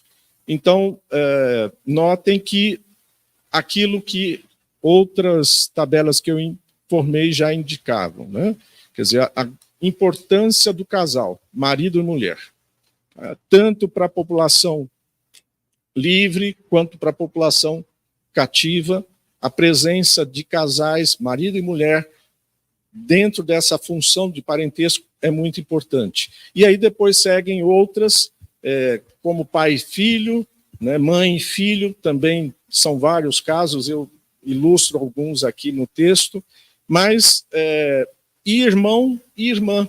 Eu quero chamar a atenção para essa relação, porque normalmente essa relação de irmão e irmã entre a população que está debaixo do cativeiro se dá, sobretudo, entre filhos de senhores de escravos. Então, esse mundo escravista, ele transmite, ele cria relações que se perpetuam nas gerações de escravistas e nas relações, vejam, não apenas com os cativos adultos, mas com aquelas crianças que futuramente serão também adultos. E, finalmente, essa última tabela, quem são estes sujeitos? Todos são de Campinas. Notem que, para a população cativa, a maior parte dos padrinhos e madrinhas são de Campinas. Mas existe aqui alguns que foram batizados, mas eram de outros lugares. E aí é muito interessante porque os registros de batismo indicam que essa população diminuta aqui, são 52 casos, em vários documentos apontam que são pessoas que estavam acompanhando os seus senhores em viagem, de Itu para Campinas, de São Paulo para uma outra localidade, mas ao passar por Campinas, a mulher deu à luz e foi batizada a criança aqui em Campinas. Isso mostra que as mulheres escravizadas, mesmo grávidas, muitas vezes tinham que fazer viagens, acompanhar seus senhores e, portanto, penso que essas informações elas podem, mais uma vez, né, trazer detalhes para pensarmos e refletirmos sobre o mundo e o espaço da escravidão que existiu aqui nessas terras. Eu não tenho considerações finais, porque o meu texto é um texto exploratório, como eu disse, e ficamos abertos para conversar um pouco. Muito obrigado pela atenção.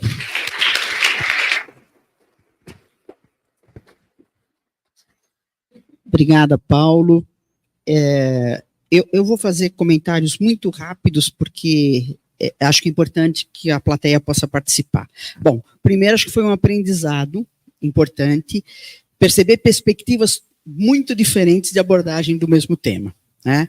Então, acho que o Paulo e a Fabiana conversam mais, né? E eu vou deixar para comentar os dois juntos, e quero começar pelo Rafael.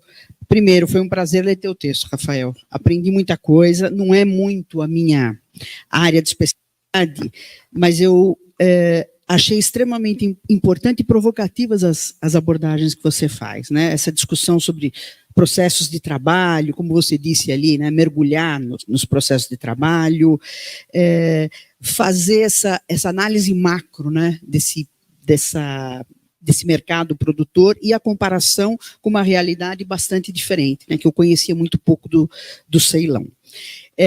Eu teria várias perguntas, mas eu quero centrar numa questão que, obviamente, tem a ver um pouco com a minha própria perspectiva de pesquisa, né? Eu achei muito interessante essa discussão dessa migração sazonal, tá? O papel do Cangani, você falou do Cangani, e fiquei tão interessado no teu texto que eu fui procurar alguma bibliografia, né, e achei um trabalho muito interessante que você cita, inclusive, e que não sei o quanto que as tuas fontes poderiam ajudar a gente a pensar. eu pensei sobretudo nessa discussão que você fala, não quero falar muito do Brasil, acho que a questão do Ceilão é mais interessante, a ideia de comunidade desses migrantes sazonais, né? O papel do Cangani como um líder, e eu queria saber, quer dizer, as fontes que você trabalha discutem efetivamente o perfil dessas pessoas que migram, né? Porque acho que é interessante, esse trabalho que eu dei uma olhada ali, deu uns dados que eu não tinha muita ideia, né? Por exemplo, entre 1843 e 77, uma média de 56 mil pessoas, tá? E o que eu achei mais interessante, um percentual importante de mulheres, né? Mas isso não, quer dizer, eu sei que talvez não seja a tua perspectiva, mas eu acho importante, quando você discute a formação de uma comunidade, pensar nesse conjunto de pessoas que estão fazendo essa migração. Sobretudo numa situação de exploração importante, não são trabalhadores escravizados, mas são trabalhadores que têm um controle muito importante, que é a questão do endividamento que você comentou aqui, né? Quer dizer, quem teve o privilégio de ler o texto, né, o Rafael teve que sintetizar muito essa discussão, mas eu acho que poderia ser interessante discutir essa estratégia dessas famílias, dessa comunidade, né? O fato de viverem numa situação muito precária lá, e que um salário que era ruim poderia ser uma possibilidade, enfim, não vou falar de mobilidade social, mas, enfim, algum conforto para quem vivia nessa exploração. Então, eu gostaria de pensar isso daí para você, a minha questão. E a outra coisa que eu fiquei curiosa, né? Você falou, olha, poderia fazer uma história conectada. Você tem intenção de fazer isso? Não abordou aqui, e acho que isso seria uma questão importante. Bom, a Fabiana e o Paulo, né, acho que tratam de temas que realmente me dizem muito, né? Eu tenho trabalhado bastante com a família, etc., e conheço bastante bem as listas nominativas, que a minha dissertação de mestrado usei essas listas nominativas, então foi uma viagem, né? E eu penso, Fabiana, que é muito interessante a perspectiva, né? Primeiro, a questão da estrutura dos domicílios, né? Você fez uma proposta, talvez você pudesse explorar um pouquinho mais como é que... Você falou muito rapidamente na estrutura, mas eu acho que do campo da demografia histórica, né, que eu trabalho bastante, para quem trabalha com as listas nominativas, seria muito legal usar uma tipologia, que inclusive a Inês Samar usou muito, que é a tipologia do Laslett, né, para você pensar um pouco como é que se conformam esses domicílios. Domicílios que têm pessoas livres, agregados, escravizados. Então, isso eu acho que é uma questão importante. E a outra coisa que eu queria comentar com você é o finalzinho da tua fala, né? Não quero fazer muito... Quando você faz o gancho com a história de Angola, né? A família escrava em outras fontes. E eu pensei o seguinte, trabalhar com a documentação da Inquisição, eu acho que é muito interessante. Mas existe aquilo que alguns historiadores chamam da pequena Inquisição, Luciano Figueiredo fala isso, né? As visitas diocesanas ou as visitas pastorais. Acho que talvez para discutir um pouco os arranjos familiares alternativos, quem sabe as visitas diocesanas para São Paulo, né? Não sei se existem, né? Seriam interessantes para a gente pensar um pouco nessas estruturas familiares. Por exemplo, a Inquisição, a bigamia, por exemplo, é um crime, um pecado que está na alçada da Inquisição. Mas o concubinato, por exemplo, está na alçada da visita diocesana. Então, a minha pergunta é, você pensou em explorar as visitas diocesanas? Eu não sei se tem para São Paulo, eu conheço as que tem para o Rio Grande de São Pedro, porque é a área que eu estou trabalhando. Acho que seria uma discussão bem interessante e eu queria ouvir você um pouquinho sobre isso. Paulo, a questão do compadrio, acho que é os dois trabalharam com isso, acho que é uma questão super importante, mas a primeira coisa que me chamou a atenção no teu texto foi exatamente essa quantidade, né, de batizados, escravizados, que são filhos de pais casados. né? E aí eu fiquei curiosa e fui comparar com outros, né, o trabalho da Maísa, que está aqui, mostra um pouco isso, mas ninguém chegou no quantitativo que você chegou. E aí eu fiquei pensando um pouco nas próprias reflexões do Slanes, falando sobre a província de São Paulo, que tem uma, né, uma presença muito mais significativa, e acho que o teu dado mostra isso, mas me surpreendeu um pouco a quantidade. Eu queria que você talvez comentasse um pouquinho sobre isso, tá? Outra coisa que eu acho que é muito, muito interessante, deixa eu recomendar aqui, pensar um pouco, né? Esses casos que você trabalha, né? Eu acho que seria talvez importante você pensar um pouco, porque Campinas tem, né, plantation, produção de cana-de-açúcar, etc. Talvez pensar nesses laços de compadrio comparando grandes e pequenas escravarias. Talvez aquelas famílias que estão num domicílio com escravarias maiores, as escolhas para o compadrio podem ser diferentes, né? Ao mesmo caso de todos, se não me engano, todos os exemplos que você cita aqui dos filhos que estão apadrinhando são de pessoas da elite, eu estou entendendo, tá? Então, acho que seria talvez interessante discutir, já que você tem as listas nominativas, você tem os registros paroquiais, pensar um pouco nessa questão, né?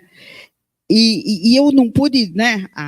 A Fabiana fala de uma área que é Cotia, que é diferente, né? Produção para autoconsumo, abastecimento, e você está falando de uma outra coisa. Acho que seria muito interessante comparar isso daí, né? No teu caso, qual é, talvez, a grande diferença dessas relações, se eu for comparar, por exemplo, com uma área de plantation, se você quer estudar uma coisa específica, tá? De Cotia, então acho que essa é uma pergunta importante. E eu não posso deixar de pensar em Porto Alegre. Porto Alegre, que é uma área, enfim, né, vai ser uma cidade importante, a legitimidade despenca no final do período, né? Então, acho que isso é interessante para a gente pensar que esse mundo da escravidão é complexo, é diverso, e a gente tem muita coisa para pensar, tá? Pensando talvez até nas questões que a demografia pode ajudar. Pensei, no seu caso, por exemplo, fazer um cálculo de razão de sexo, né? Como é que isso impactaria eventualmente essas coisas, né? A estrutura de posse, acho que não adianta a gente pensar só, por exemplo, eu tenho 5 escravos, 2 escravos, mas que tipo de escravo que eu tenho? Só velhos, né? Então acho que isso são coisas legais. Enfim, só para esquentar o debate, e não sei como é que vocês querem. O Aldair já se inscreveu, fazer uma rodada? Então, acho que precisa apertar um pouquinho. Tá? Não sei se vocês querem começar.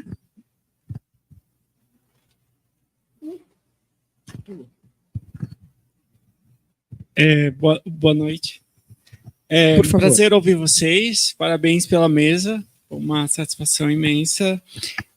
Eu tenho uma pergunta bastante pontual para a Fabiana, em relação ao parentesco, se na documentação que você consultou, você encontrou traços, mesmo que fragmentários, sobre o parentesco africano aqui. Como é que eles interpretam o parentesco a partir de lógicas africanas, nesses arranjos, nessas dinâmicas que você estudou, se você consegue achar isso nas fontes. E depois para o Rafael, satisfação sempre te ouvir. Rafael, nós estamos aqui com muitos alunos de graduação, muitos nossos alunos aqui na Unicamp, né, um lugar onde se estuda muita agência. Eu queria te provocar um pouco sobre as implicações teóricas do seu trabalho, que empiricamente fica muito evidente a importância da gente não esquecer a estrutura, né, esses fatores que os sujeitos não controlam, né, principalmente nessa arena internacional que você traz para nós, mostrando como é que essas coisas estão conectadas e existem interesses que são globais, né? Eles acontecem nesse cenário amplo. Então, eu queria te ouvir um pouco, pensando na formação dos alunos, sobre as implicações teóricas do seu trabalho, né?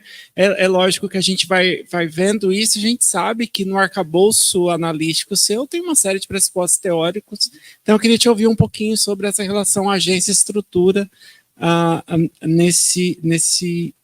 nesse trabalho que você traz para a gente aqui na faceta mais empírica. Muito obrigado. Mais alguém? Senão a gente devolve para os membros. Boa noite a todos. Eu queria perguntar da diferença, que deve ser bem grande, entre o cangani e o atual gato nosso. Então, beleza, eu passo. Acho que a gente pode fazer os comentários na ordem. Professora Silvia Lara, mais uma vez, muito obrigada. Obrigada. Mais uma vez, muito obrigada pelos comentários, pelas considerações, enriqueceram muito o trabalho. Bom, com relação às questões que foram colocadas, a primeira com relação à questão das visitas pastorais. Eu não sei se elas existem para São Paulo, mas eu vou verificar isso no arquivo. Eu acho que aqui em São Paulo nós temos um privilégio, né, o arquivo da Cúria Metropolitana, ele é extremamente bem organizado, bem cuidado, com Jair Mongeli, que está lá. Quando eu cheguei para fazer a minha iniciação científica, ele já estava lá. Então, ele é um grande conhecedor do arquivo.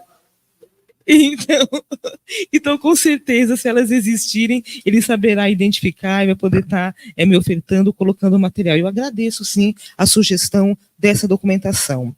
Com relação à questão da demografia histórica, eu confesso que eu tenho algumas resistências. Eu sempre coloco no trabalho o seguinte, que eu faço história social a partir de demográficas, que na verdade é um pouco a dificuldade de lidar com todo esse universo, essa precisão da demografia. E também no trato com os alunos, o que eu percebo é o seguinte, professora, a rigidez, a especificidade do sistema acaba afastando um pouquinho os nossos estudantes. Então eu venho tentando tratar um pouco essas fontes demográficas, mas numa outra perspectiva, né, com um olhar, com um enfoque mais voltado para a questão social, né, tentando pensar um pouquinho aí essa metodologia, também para atrair a nova geração, mais jovens, né? Num contexto de uma universidade também, que é diferente da nossa, né? Quando nós estudamos, fizemos a nossa iniciação científica, eu acho que nós tínhamos aí melhores condições, uma estrutura melhor para fazer determinados trabalhos. E hoje eu já vejo um pouco mais de dificuldade devido às mudanças mesmo, na universidade brasileira, o contexto que nós estamos.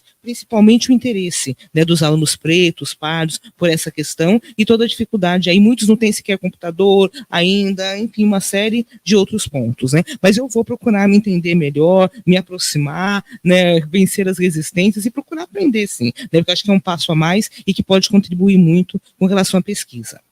Com relação à pergunta do Aldair, não. Né, o que eu gostaria até de frisar? Como que são os registros paroquiais? É uma documentação muito estreita. Né? A gente percebe o seguinte, quando você lida com a população livre, então você tem uma quantidade maior de informações sendo detalhada. Agora, quando você lida com a população escrava, esses registros paroquiais, pensando São Paulo, que tinha no século XVIII, às vezes tinham 4, 5 linhas. Então, para a gente chegar a esses dados, nós vemos aí 2.000, 3.000. No doutorado eu não trabalhei a questão da família escrava, mas eu continuei lidando com essa documentação, são 5.000 documentos, porque a quantidade de informação ela é pequena, isso também se vincula ao próprio estatuto do indivíduo que faz parte do processo. Então o casamento entre brancos tem várias páginas de descrição de pessoas livres. Quando você tem um casamento entre escravos, é o mínimo, né? E também com relação ao batismo. Então eu não vi nenhuma informação que vincule a um parentesco relacionado à questão africana, às identidades africanas. Aonde que isso aparece um pouquinho? É na documentação das irmandades. Então, quando eu penso em Irmandade de Nossa Senhora do Rosário dos Homens Pretos de São Paulo, apesar de nós termos um conjunto documental ainda um pouco restrito, a gente tem um pouco essas informações, uma vinculação, aparecem algumas palavras, alguns termos que fazem referência ao continente africano, mas nos registros paroquiais, infelizmente, a gente não encontra isso. Eu vou seguir a sugestão do professor Rafael, passar para o professor Paulo, porque as duas conversam, e depois a gente passa para o Rafael. Bom, Ana, em relação à questão da quantidade que você colocou, o que nós notamos? Eu estou defendendo a tese de que o professor Slenes já havia sinalizado, enfim, da questão do crescimento vegetativo entre a população escravizada, só que, nesse caso, a ênfase é nesse período anterior ao fim do tráfico, porque há uma discussão, de uma certa forma, mais forte e algumas evidências para que esse crescimento vegetativo fosse algo até esperado após 1850. O que estou sugerindo é que esse crescimento vegetativo também é significativo aqui em Campinas, nesse período anterior ao fim do tráfico. E o compadrio, né, entre grandes e pequenas propriedades, eu agradeço a sugestão, vou enveredar por esse caminho, porque certamente devem haver diferenças, nuances que precisam ser conhecidas, né? Eu agradeço. Rafael. Bom, Ana e Aldair, muito obrigado, e também pelo, não sei o nome, Roberto, sobre o gato, né? Vou começar, Roberto, pelo final, né? E aí vou tentar amarrar muito rapidamente, né? Costurar os comentários, né? Eu cheguei assim, a primeira vez que eu tive acesso a essa realidade do Ceilão foi pelo Congresso Agrícola de 1878, aquele famoso Congresso Centro-Sul, e na publicação contemporânea, o último discurso que está colocado ali foi do Scott Blacklaw, né? Falando em português sobre o sistema Cangani para os escravistas brasileiros ali reunidos, né? Então se reuniu, enfim, só para dar um contexto, toda a turma produtora de café, de açúcar do Centro-Sul, escravista barra pesada, discutindo, enfim, a crise da escravidão lá em 1878 no Rio de Janeiro. E esse Blacklaw, ele estava aqui no Brasil como gestor da fazenda Angélica, que havia pertencido ao Vergueiro e que foi executada por dívida com o London Brazilian Bank. Pegou, e assim, o London Brazilian Bank pegou a propriedade com escravos. Pela lei britânica, uma empresa britânica não poderia ter escravos, mas tinha, né? E trouxe o London Brazilian Bank, não confiando nos gestores brasileiros, trouxe o Blacklaw do Ceilão, e aqui pertinho, depois de Limeira, entre Limeira e Araraquara, a antiga.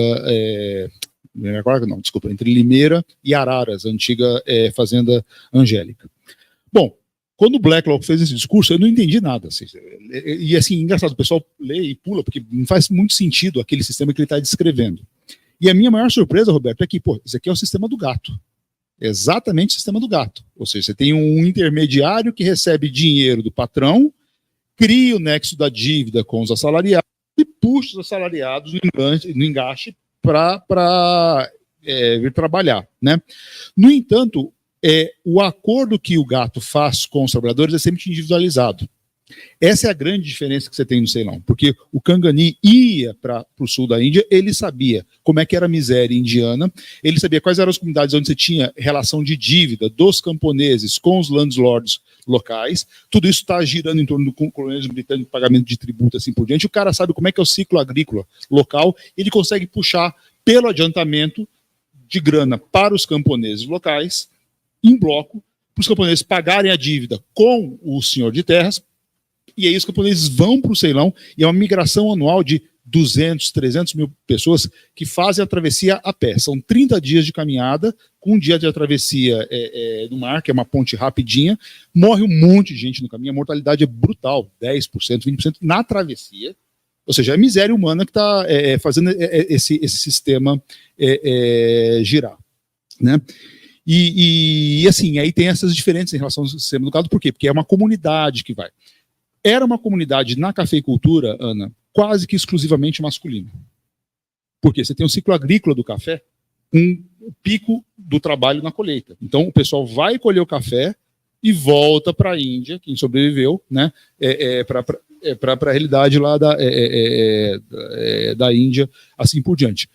Mudou a situação quando veio a crise da praga da ferrugem na década de 1870, que acabou com a cafeicultura do Ceilão, e você teve uma conversão imediata do Ceilão de produtor de café para produtor de chá.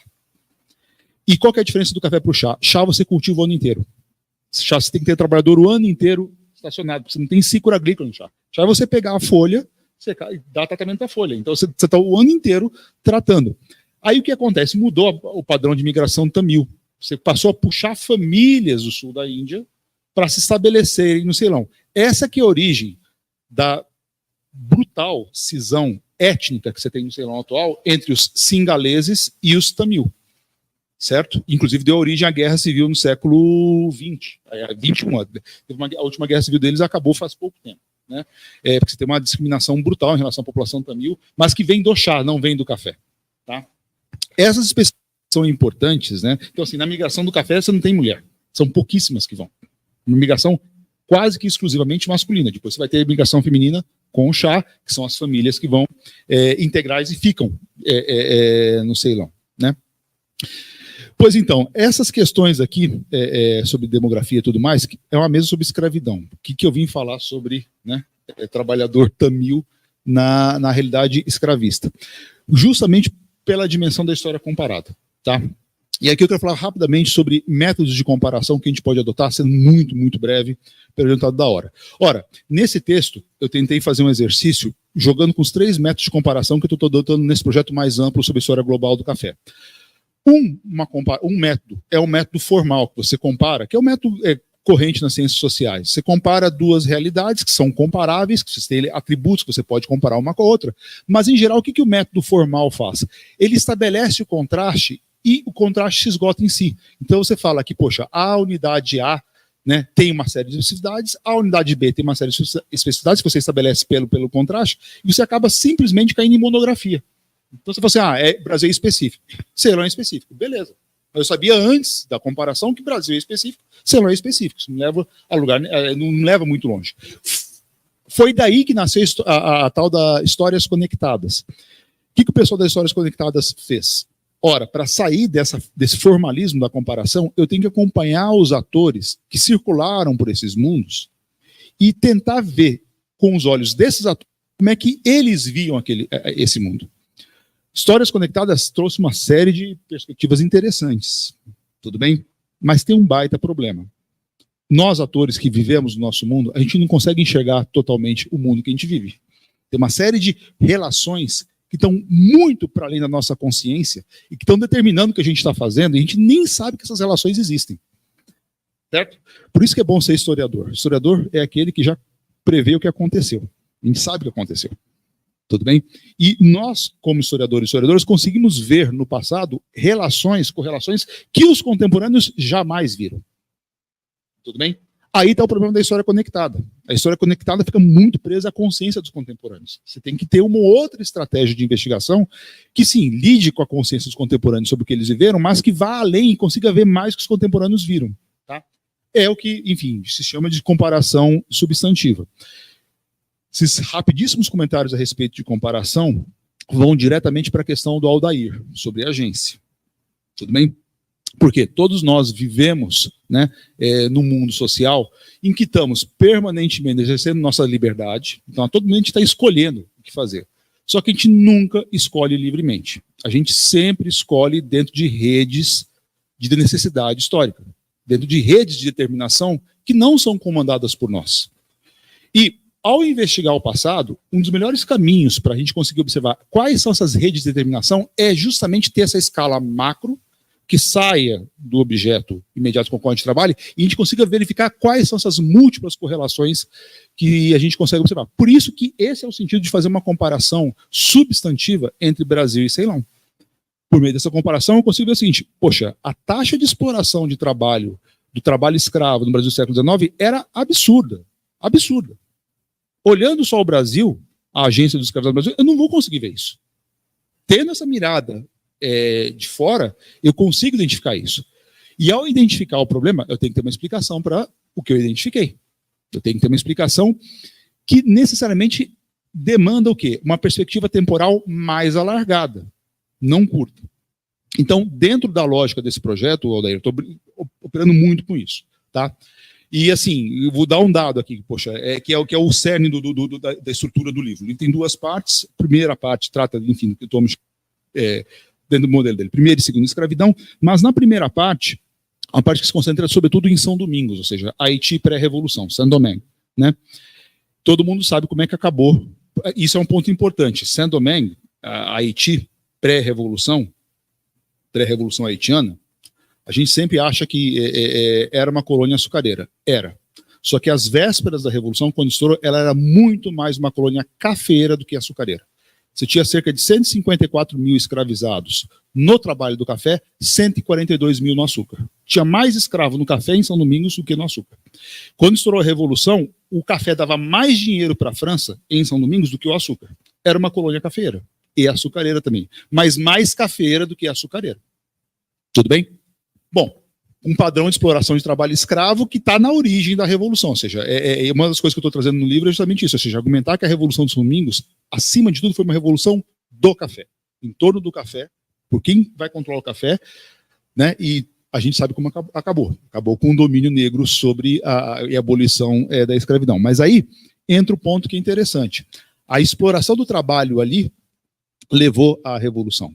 Só que qual que era a produtividade dos trabalhadores escravizados em São Domingos antes da Revolução? 300 quilos por ano. Vale do Paraíba foi 4 vezes São Domingos, em termos de exploração do trabalho. Tudo bem?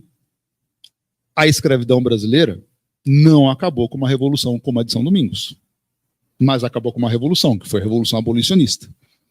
Ou seja, quando a gente coloca nesses termos, a gente pode ver o seguinte, uma aproximação estrutural entre o que foi a natureza da crise da escravidão no Brasil e a natureza da crise da escravidão em São Domingos. E a gente pode, enfim, retomar um argumento antigo, que a abolição brasileira foi a verdadeira revolução brasileira, né? Mas, para tanto, aí eu termino com a questão da agência, o Alder, né? A gente sempre tem que fazer essas múltiplas mediações das condições em que, enfim, que levaram a uma revolução lá e a natureza da revolução abolicionista no Brasil, tá? Então, assim, aqui, e aí eu termino, tá bom? Como é que eu responderia essa questão sobre estrutura e agência?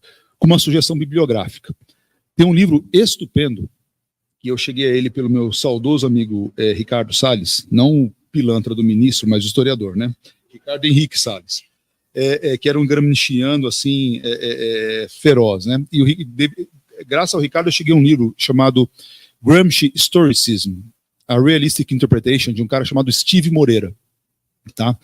E aí o Moreira fala sobre, enfim, o que seria esse historicismo realista do Gramsci. E fundamentalmente é o seguinte, olha, ao invés de conceber a história como o reino da liberdade, como grande parte da historiografia faz atualmente, ou seja, nós vivemos num mundo que não há determinação, nós sujeitos sociais fazemos o que a gente bem entende, o futuro está sempre aberto, grande parte... Vocês vão identificar rapidamente isso aí. Grande parte da historiografia social no mundo, e não apenas da escravidão, é escrita sobre essa premissa da liberdade nossa como seres humanos, para atuarmos.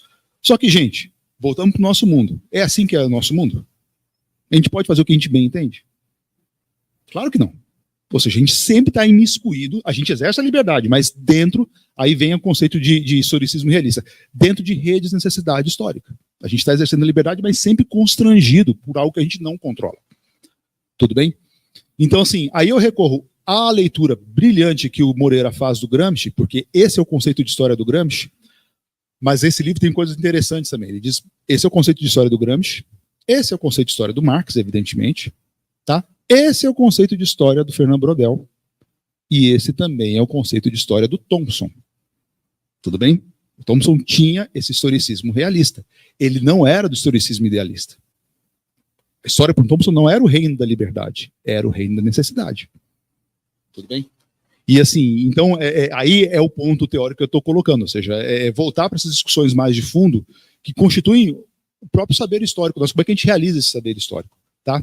E aí, assim, eu estou tentando jogar nesse projeto, Aldair, com essas múltiplas dimensões, mas voltando para essa dimensão do trabalho, ou seja, e aí volto a reforçar, né? É um projeto sobre história social do trabalho, mas escrito na escala do globo, né? E mediado sempre pelas articulações com a economia mundo capitalista. E com outras economias mundo também, tá? Não apenas capitalista. Mas é isso. Obrigada. Mais alguma questão?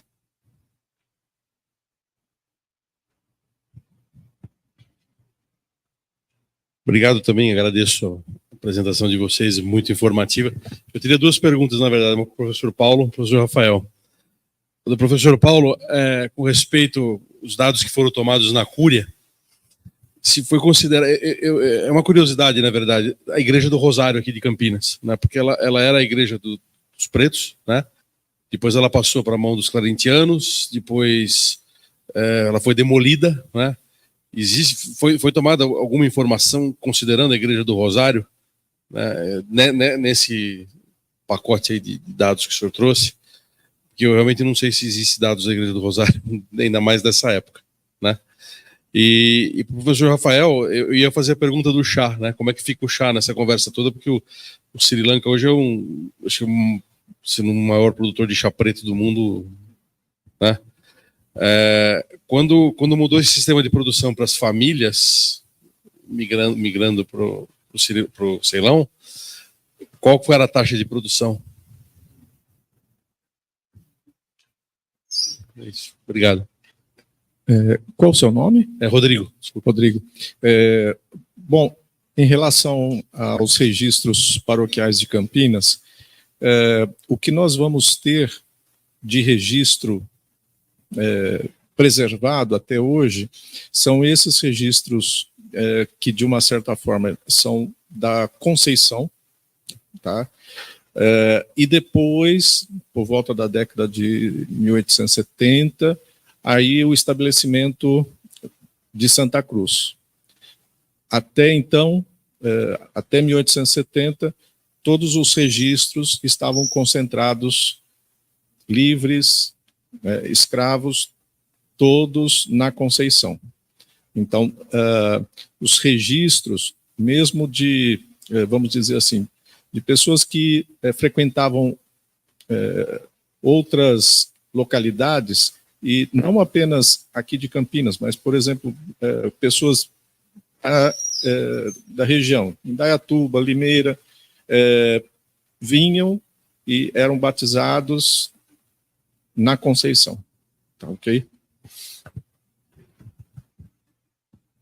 Rodrigo, quanto ao chá, não sei. Tá? Realmente não sei a trajetória de produtividade comparada, né?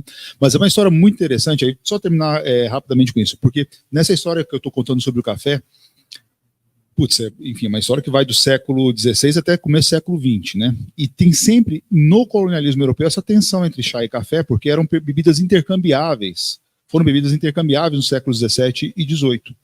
E a Inglaterra mergulhou no mundo do chá colonial, né? Primeiro importando da China e depois internalizando dentro do Império no século XIX, justamente pelo sucesso de holandeses e franceses no domínio da produção cafeira. Então foram holandeses e franceses que empurraram a Inglaterra para o chá. E no caso do chá é interessante porque somente depois de 1800, depois da Guerra do Ópio, é que a Inglaterra finalmente conseguiu produzir biopirataria para se apossar dos segredos do chá dentro do mundo colonial. Então isso acontece só no final do século XIX. E a biopirataria europeia foi muito mais eficaz com o café no começo do século XVIII, quando conseguiu roubar os segredos da produção cafeira dos iemenitas, né? Então, assim, tem uma história bem interessante, e inclusive aquela história que é fascinante, né, do Dom João VI trazendo os chineses para aclimatarem o chá no Jardim Botânico. Todo mundo sempre, enfim, lembra dessa história e tal. Esses chineses tapearam o Dom João VI. É um barato, porque eles não eram da região de produção de chá, eles eram de Macau. Em Macau fica mais ou menos uns 1000 quilômetros da região de produção de chá. E falaram, ó, leva a gente que a gente sabe produzir esse negócio aí. Tudo por isso que deu errado, né? Mas assim, aí essa história da plantation de chá em Assam, que fica na fronteira da China, da Índia com Bangladesh, e no Sri Lanka, Ceilão e Sri Lanka, é uma história pós-1870. Tá? Bom, mais um. Boa noite. Quero agradecer a mesa, muito instrutiva, bastante rico. Tenho incorporado agora tardiamente a descoberta do trabalho do professor Marchesi, mas que já está entrando na minha pesquisa também como referência daqui para frente. Uma questão que seria no geral para a mesa. Dos resultados das pesquisas de vocês, qual seria o impacto para considerar a formação do proletariado nesse período de transição e queda do escravismo e da monarquia?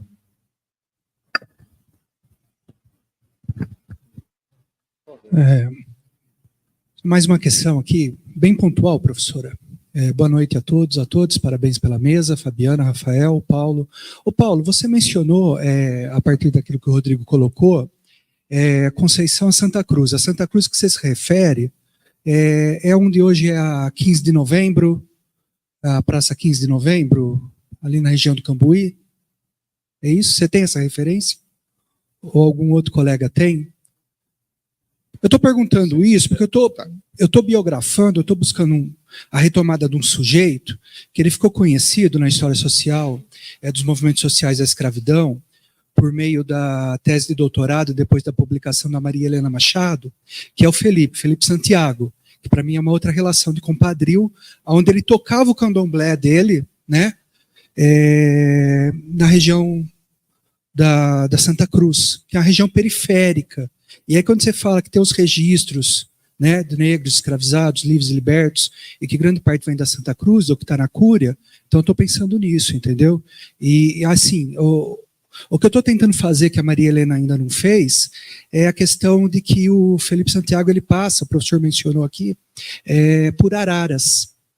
E aí eu estou estudando a atuação dele em Araras. Mas enfim, isso é outra história. Eu queria só perguntar se você ou se outra pessoa poderia dar essa referência, né, dessa Santa Cruz, se é onde hoje está a 15, ali na região do Cambuí, porque ali era uma região periférica, negra, né, uma ocupação de escravizados livres e libertos. Obrigado. Bom, sobre a primeira questão, eu vou me abster de dar a minha opinião, porque eu, de fato, não tenho trabalhado essa questão da transição do trabalho escravo para o livre aqui. Tenho concentrado mais as pesquisas na primeira metade do século XIX. E sobre essa questão de Santa Cruz, não era a região de Cambuí, do Cambuí, né, que hoje é o Cambuí, ficava numa região, vamos dizer assim, baixa da cidade, onde hoje, vamos dizer assim, ficaria mais próximo à região ali do antigo Mercadão, enfim, naquela parte mais baixa. Qual que é o seu nome? Alberto? Adalberto, desculpa, Adalberto. Você, muito rápido. Do meu ponto de vista, acho que a gente tem que, nas ciências históricas sociais, tem que sumir com a categoria transição. Tá?